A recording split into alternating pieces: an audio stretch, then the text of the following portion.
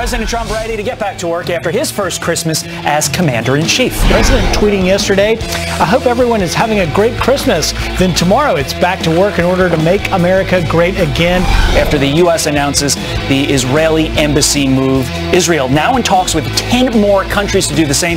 Jeff Flake had made some comments saying that Trump's policies or conduct is inviting a Republican challenger for 2020. It may be Jeff Flake plus one, for a table of two. It's not a big growing group at this point. A potential shakeup near the top of the FBI. Could Andrew McCabe's possible retirement end the Russia investigation? So what we really want to know is, was the dossier the basis for weaponizing the intelligence community against a political campaign? This would be the greatest scandal, certainly of my lifetime.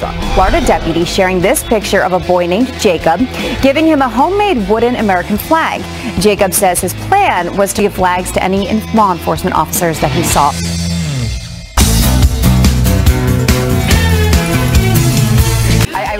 I wish they had cut early, though, because Todd was breaking it down next to me. So. Your leg was going. I was, but you were really... Next time I'm going to secretly film this. As they said when Elaine did that dance in Seinfeld, it's a seizure set to music. It was a reenactment of Todd's dance. America is glad, though, that TV's Todd Pirro was not on the screen.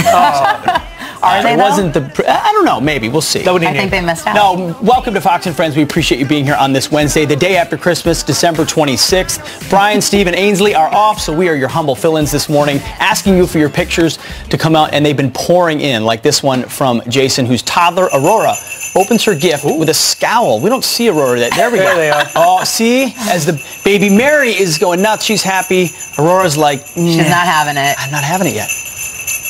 Let's go to the next one. I'm going to spare that young child. Grandpa Joe reading "'Twas the Night Before Christmas" to the kiddies. How cool is that? Yeah, very festive looking. I love it. And we've got this one from Anthony, whose son is deployed in Kuwait. This Christmas, he writes, we miss him terribly, but he chose to defend our freedom. Keep sending us your photos from Christmas, and we're going to be showing them all morning long. And thank you so much to his son's service. I want to ask Pete something. Pete, of the three of us, obviously, you were the one that was deployed during the holidays. Quickly, describe what that feeling is like. Yeah, I mean, it's bittersweet, right? I mean, you want to be with your family, you want to be home, but you know why you're there, and you get this amazing moment to... Everyone's in the same boat. The entire unit is stuck on a base or stuck on patrol. I did it in Guantanamo Bay. We delivered eggnog, on a four-wheeler.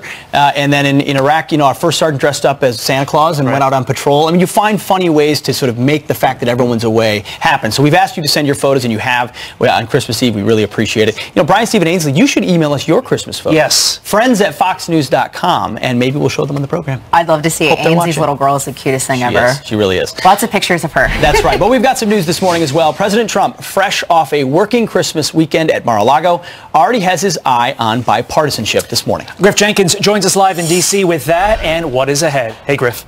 Good morning, guys. Well, the president and First Lady may remain at Mar-a-Lago through New Year's, but that doesn't mean they're not back to work. The president already tweeting this morning. He says, based on the fact that the very unfair and unpopular individual mandate has been terminated as part of our tax cut bill, which essentially repeals overtime Obamacare, the Democrats and Republicans will eventually come together and develop a great new health care plan. That certainly suggests that we could be looking at another run at doing something on health care. And that's not all. The president also saying that he wants to tackle infrastructure, something he believes could get bipartisan support, trying to fix those roads, bridges, and tunnels across the country, which are badly in need of repair. Meanwhile, the White House says the president has also invited Speaker Paul Ryan and Senate Majority Leader Mitch McConnell to Camp David in January to make sure they are all on the same page. And that long list of things to do also includes defense spending, immigration, DACA, what to do about the children brought here illegally, and disaster relief, something that they didn't finish, $81 billion to fix the problems left by Mother Nature. And lastly, guys, yesterday down at Mar-a-Lago, the president and First Lady were providing hundreds of meals, including turkey, stuffing, and gravy for Secret Service members, military, and local law enforcement who are working on Christmas. One law enforcement officer saying, didn't want to be quoted, but he said, listen, what he did was just amazing. So it's back to work and time to get busy. Oh, it's very cool. Griff. I mean, the man owns an entire resort, and he can open up a ballroom and feed all the guys guarding him, because while he gets a Christmas, they're out there, like so many law enforcement, first responders, everybody working on that day. A great gesture. It's a very respectful gesture. All right, guys. If America and the world were a sports team, America, you would get the C for being the captain, because we're sort of in charge right now, and we are leading the way on so many fronts. And so I want to ask you, there's really two things. One, it's the embassy in Israel, and two, quite frankly, with the United Nations chipping away at their bloated infrastructure. Let me ask you, first to the Israeli embassy. What does it mean to the world when we step up and take a position where we say, this is what we're doing, this is the way it's going to be? What do you think that does for us? Well, it's the only way anything really changes, and that's why the big news out this morning is the fact that the Israelis are reporting, Israel's reporting that up to 10 countries may actually join us in moving their embassies from Tel Aviv to Jerusalem inside Israel. And it's because without America taking that step, especially in light of the anti-Israeli, anti-Semitic view that most of the world takes, that's never going to change. But now that we recognize reality, the eternal truth that Jerusalem is the capital. You've got Guatemala, a few other countries have said they will, and then 10 others that are still anonymous right now, potentially in talks to do that. This is America first in action. This is American leadership. Leadership is not voting with everybody else. Leadership is not saying you're going to do something, which has been U.S. policy forever, and then not actually executing it. President Trump took the bold step. Others follow real leadership. That is what America first looks like. Well, and that anti-Israel bias you mentioned is also shown at the UN, and there was in fact 100 senators that had signed on to a letter back in April expressing that concern of this anti-Israel bias. But now UN Ambassador Nikki Haley and the Trump administration is saying no more.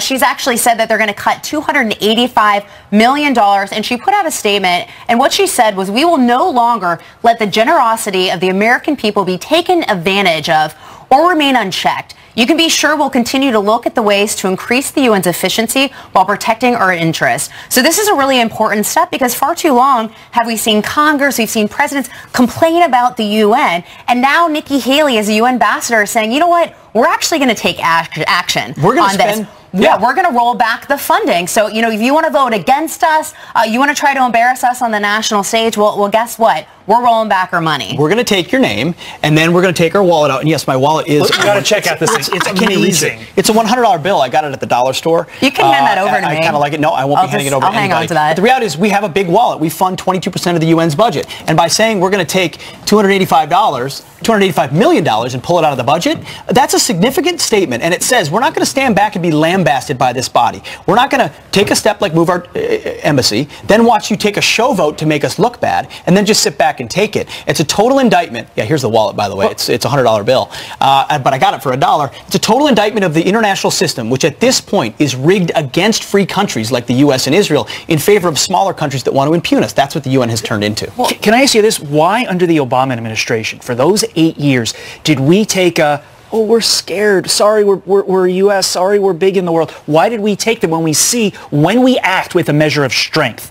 The world respects us. Well, and it's also, this is President Trump following through with moving the embassy, following through simply with what so many presidents said that they were going to do, as I mentioned earlier in the show. You have President Clinton, you have President Obama, you have President George W. Bush. Congress has also said as much. So you have so many people saying that this is exactly what should be done, and now President Trump is saying we're going to get this done. We're going to follow through on those promises. To answer your question, it's because Barack Obama was baptized in the Blame America First policy in academia and elsewhere. I mean, he doesn't believe America is exceptional and a leader in the world, and therefore he pulled us back from the world. It's that simple. So, and President Trump has very much changed that. Another never Trumper is Senator Jeff Flake, or at least Senator for another couple minutes, and he had the following to say with regard to the 2020 race for the White House. Take a listen.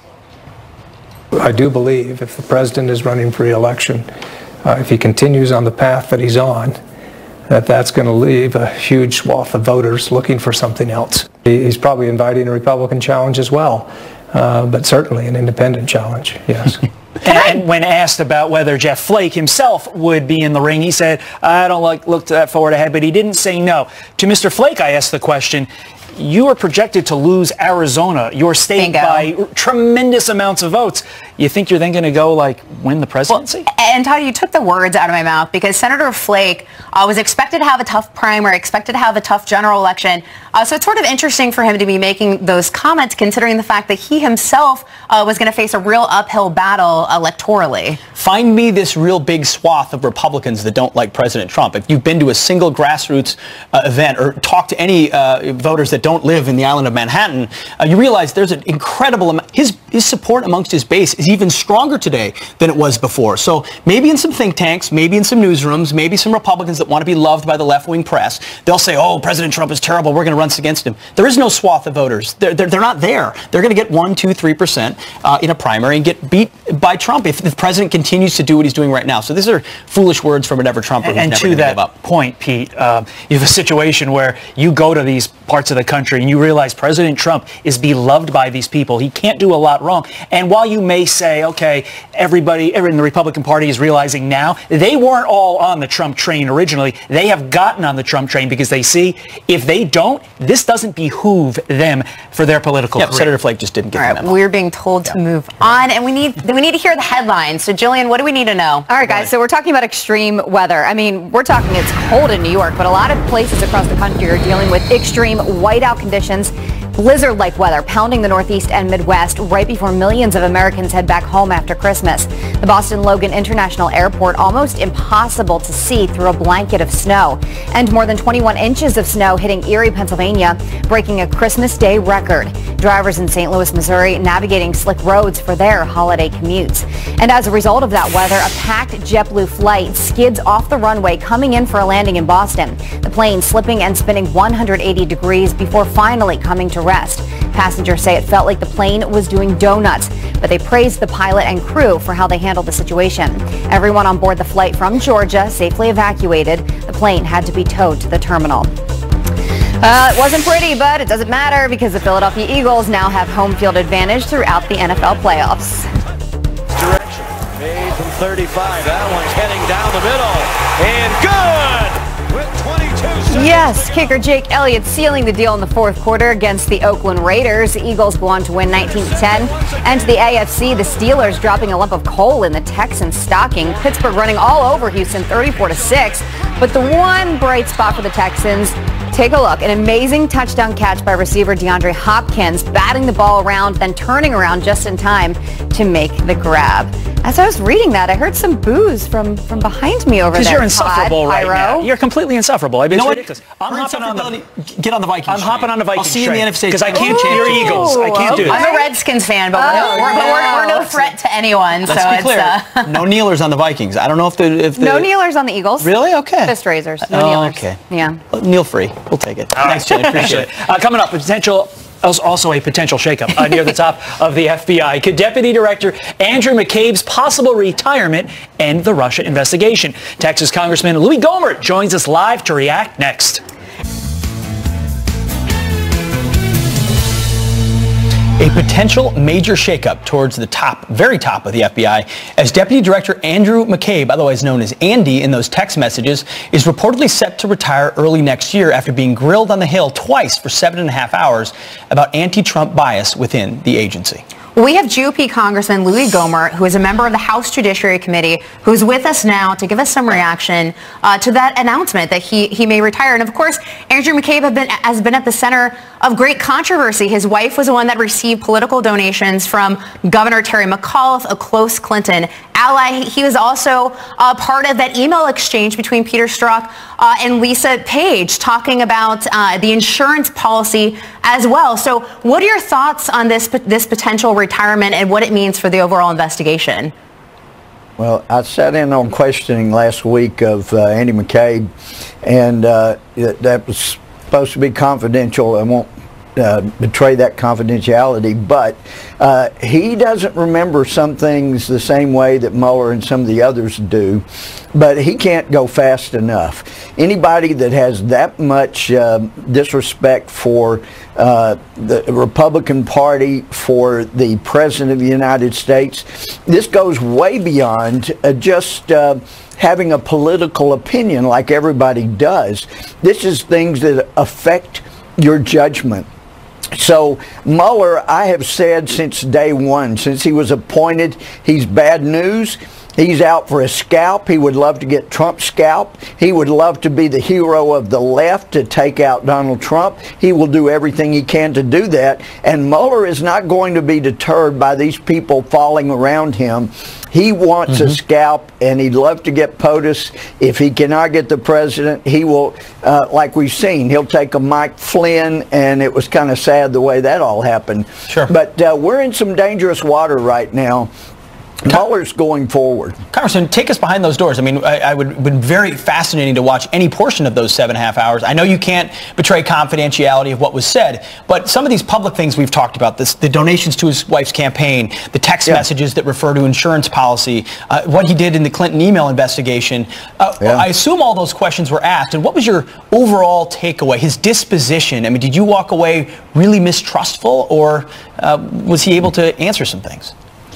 Well, from things we already knew, I carried in some distrust. What we know is factual about Andy McCabe.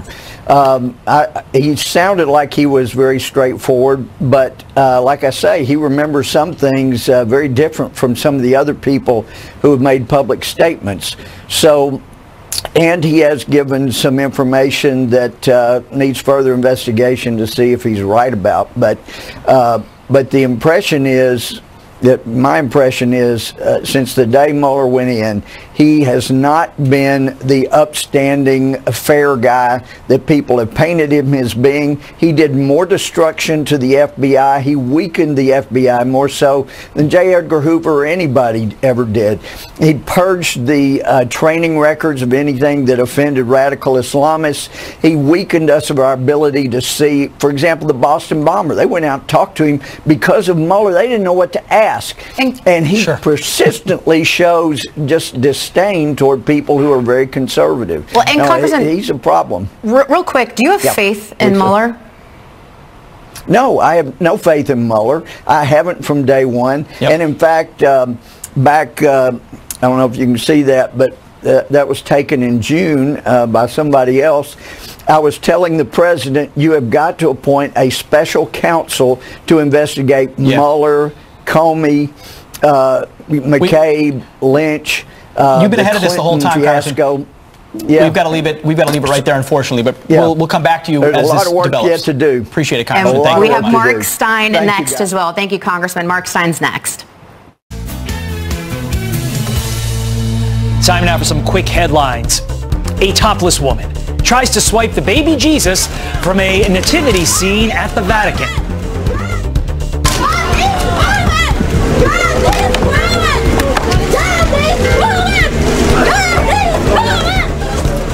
I wish we could tell Hegseth and Stein right now. They're having a blast. The feminist activist was tackled by police just hours before Pope Francis's Christmas message. And a holiday fireworks celebration goes terribly wrong, he tried to say. Take a look.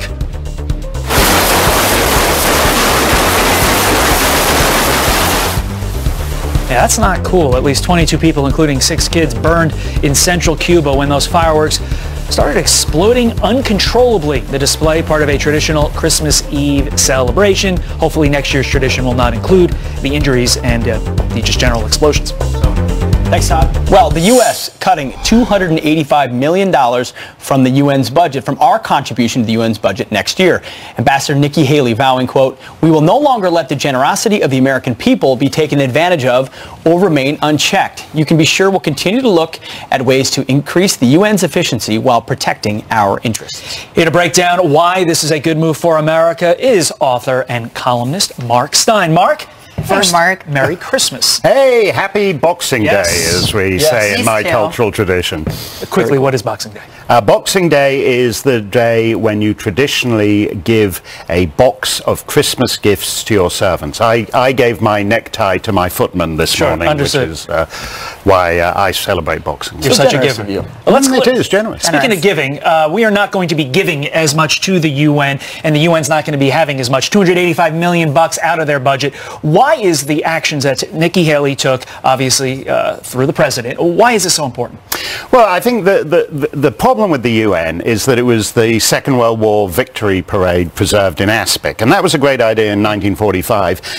The majority of members didn't exist as independent nations in 1945, and now you have a situation where essentially the dictatorships vote en masse, vote as a bloc. The 58-member Organization for Islamic Cooperation, for example, is a monolithic bloc, and the democracies are outvoted. And half the democracies are anyway just people who strike attitudes, like the European Union did mostly with the Israel vote.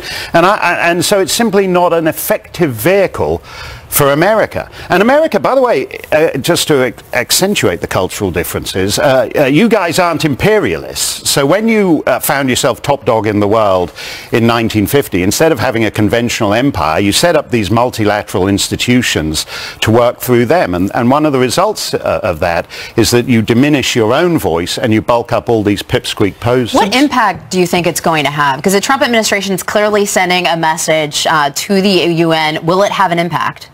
Yeah, I think it will. I think if he's serious. I mean, Trump is the one guy who would do it. If you think of previous Republican presidents, the first George Bush was the kind of guy who could name off the top of his head the deputy trade minister of the South Sandwich Islands. He thought multilaterally like that. And George W. Bush was a bit like that. But Trump I think, is serious, and he's the one guy who could actually roll back the UN. 22%. Why should one nation fund 22% of the costs of a club with 200 members? And then get outvoted and indicted by that very club. Yeah, exactly. So these guys all have their stupid anti-American vote and then stick U.S. taxpayers with the tab. It's an important moment for sure. Another thing the president has been very serious on is immigration, specifically illegal immigration, and especially chain migration, as we learn now that 2 more terror suspects were brought into the U.S. through chain migration. Do we need any more proof that our immigration system, legal immigration system as well, is fundamentally broken? Well, look, if you have chain migration, you don't have an immigration system, because 70% of immigrants to the U.S.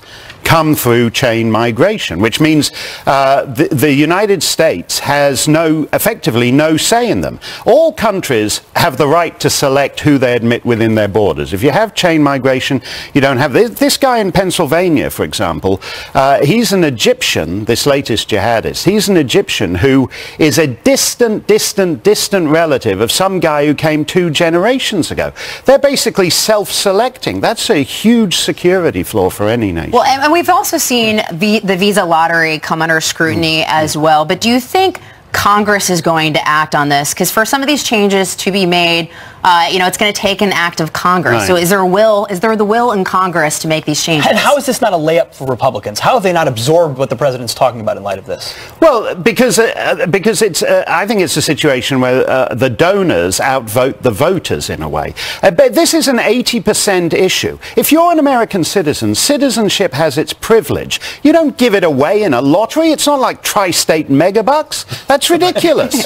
Mark, I hate to bring this next subject up because I don't want to ruin your New Year's Eve plans with Rosie O'Donnell. But there's a little fight going on right now between Paul Ryan and Rosie O'Donnell. Paul Ryan tweeted this: at the end of each year, no matter how short or long it may feel, there's always Christmas waiting for us, as that sense of wonder the shepherds felt when the angels appeared in the night sky to herald the birth of a Savior. To which Rosie responds, Paul Ryan, don't talk about Jesus after what you just did to our nation. You will go straight to hell, you screwed up fake altar boy. Hashtag Judas much? Go. She basically walked in on his nativity scene the way that topless woman did, and picked up the baby Jesus and smashed him over the head with it. Look, I don't know whether Paul Ryan is going to hell. My vision of hell actually is being trapped on a long elevator ride with Rosie O'Donnell. The best thing, if you're a Democrat, the best thing that Democrats could do to sweep Congress, win the 2020 presidency, would be to send every minor celebrity with a political opinion to an atoll off the Falkland Islands for until November 2018. They would sweep the House, the Senate, they'd get everything. These celebrities are killed. killing them. Well, the good news is that people are going to want to hear more from you, and they can tonight because you're actually filling in on Tucker Carlson tonight. Yeah, I mean, it's the season of guest hosts on the 12th day of guest Why do you think we're here? Yeah, I know. Fox News gave to me Pete Hegseth in a pear tree. It's terrible. Everyone hates the guest. Everyone hates the guest. You chose the wrong line of work because that voice of yours. You're the songbird of our generation. Well, no, all just guest hosts though. We're all replaced. Aren't we all just guest hosts at the end? Well, I'm actually in the amalgamated union of guest hosts. We have an annual conference, and the chairman never shows up, so someone has to fill in for him. That's how it works. Fittingly so. Yeah. Good luck filling those New Year's Eve plans without Rose. Yeah, happy Boxing Day, Lisa, and you, Tom. You got it. All right. Wall Street opening for the first time since the Christmas holiday in about an hour. Can the markets move even higher? We are live at the New York Stock Exchange next. And first, teacher in California into a sanctuary state. Now, Governor Jerry Brown has a new gift. Get-out-of-jail-free cards for dozens of inmates, illegal immigrants included. Exclamation point. More on that when Fox and Friends returns here on the day after Christmas. It's back and running today and after being closed for Christmas, of course. Nicole Pedalides. I messed it up, Nicole. I'm sorry. From the Pedalides. You know I know you from the Fox Business Network. Joins us now from the floor of the Stock Exchange on if the surge can continue. My friend Nicole, take it away. Good morning to you. I told the I-Man, I told Hannity, Pedalides, like a box of Wheaties. Very simple, right? You got it right. Let's talk about what we're seeing this morning, my friends. Well, we're seeing the Dow Industrial Futures right now. The futures are looking down about 44 points as I speak. However, it has been an incredible year. This week will be a light trading week. Obviously, some people will be away, but we will get some economic news later in the week on confidence and some manufacturing numbers. But big picture, what a year it has been for the 401ks and IRAs, and we get in America's tax bill right at the closing bell at the end of this year, so that's a big one as well. Right now, January, when we wake up, we have a new tax bill. February, people will start to see more money in their pockets because the withholdings in their paychecks will be less, so they'll have more money. So that's for about 84% of Americans. And then for the markets, for all your 401ks and IRAs, we've had a great year for 2017, and since the election, the Dow's up about 35%, but this year 25%. So it's been a stellar year. And then when we look at the names that really drove the Dow, Boeing, Caterpillar, United Health, Apple, 3M, these have had an incredible year. Boeing up about 90%, Caterpillar 67%. But fundamentally, we're doing great. We're doing great, guys. We're talking about earnings, the economy, the labor market is doing very well, home building, the 10-year bond has been on the rise, and now with repatriation bringing back billions and billions of dollars, maybe as much as $400 billion, that will help to boost the U.S. dollar. So nobody even sees this thing stopping. I'm sure some of you have some of the greats in your portfolios at home, including Facebook, Tesla, Apple. Those names are up more than 50%, Boeing 90%, McDonald's, Microsoft, Google. These have all had an unbelievable 2017, and when I talk to these traders, they don't see any reason why it just won't continue in the new year. Let's keep it going. Bitcoin, maybe that should be the one you should, a little caution. I'm looking at it right now. Bitcoin up $800 in the last 24 hours. Right, it's about 15,000 this morning. I mean, it is so volatile. It is like a roller coaster ride with the white knuckles. People are using they're looking up how to use their credit cards to buy Bitcoin. Yes. Well, don't do it. And we're a great American company. Buy the S&P 500. Go American. Get some good companies under your belt. I don't know. It seems a little flighty. And we're thankful to have you, Nicole, to break it down for us. Thank you. Nicole Pedalides, live from the floor of the New York And now we also have Jillian Mealy to break the news headlines down for us as well. That's right. Good morning to you guys. Good morning to you at home. Happy Tuesday. First, he turned California into a sanctuary state. Now, Governor Jerry Brown is pardoning 132 people, including 2 illegal immigrants who were set for deportation. Both men from Cambodia are convicted felons, but can now petition judges to reopen their cases. One was nabbed for stealing a car, the other on a weapons charge. Brown also commuted 19 other sentences, continuing his annual Christmas tradition. While the NFL making major changes to its concussion protocol after several players were allowed to continue playing despite being injured. A neurotrauma consultant will now monitor games from the NFL Command Center to help guide medical staff after big hits. Also, if a player suffers an impact seizure on the field, they will be taken directly to the locker room to be examined. That rule comes after Houston Texans quarterback Tom Savage was left shaking after a violent hit earlier this month. but was allowed to keep playing. That was a tough one to watch. An angry passenger demanding a written apology after she claims United Airlines gave her first-class seat to a congresswoman. Here's what she says happened. Jean Marie Simon says Texas Democrat Sheila Jackson Lee took her spot after United mistakenly thought Simon canceled her flight to D.C. She says she was given a new seat and a $500 travel voucher, but no formal apology. Jackson Lee maintains she didn't ask for or receive any special treatment. The incident coming months after a doctor was dragged off a United plane for refusing to give up his seat. Minor League Baseball player Pavin Smith surprising his parents with the ultimate Christmas present. The Diamondbacks' top draft pick paying off their mortgage with his signing bonus. Their reaction is just awesome. Of all the sacrifices you made to get me where I am, I want our family. I want our family home to be yours. So Oh gosh, so many of you are sending us your awesome Christmas surprises. Ryan sent us this picture of his stepson and his daughter, who he says he hasn't seen in 4 years. They're adorable. Robert sent us this video of his daughter Jamie, who was so surprised over her sewing machine Christmas gift.